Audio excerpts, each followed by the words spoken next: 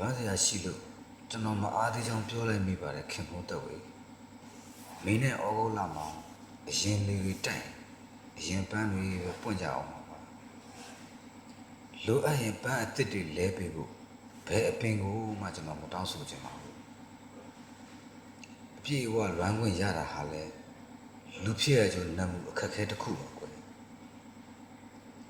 ခင်ဗျတက်ဝေကြားလိုက်လားတော့မသိဘူးတချို့ဆိုဒွေရုပ်ပေါက်ကြီးကိုပုံညက်ပန်းကလေးဖြစ်သွားကြတယ်လေလမ်းဘေးကအချွေဘူးဝင်လေးကိုပိတ်ကန်ပလိုက်တယ်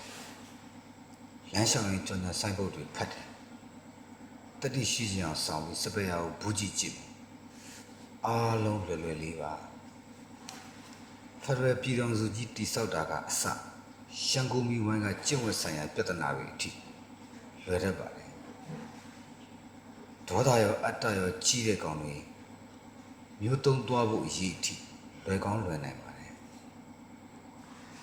ထိတ်လန့်နေတဲ့အစွမ်းစအမျိုးမျိုးကိုပိုင်ဆိုင်ဖို့လွယ်ပါလိမ့်မယ်စင်ကျင်တုံးတရားကိုချရေးဖို့ပို့စကတ်လှလှလေးတစ်ခုရှားတာလွယ်ပါလိမ့်မယ်အိုးအားလုံးလွယ်ကောင်းလွယ်နေကြပါလိမ့်မယ်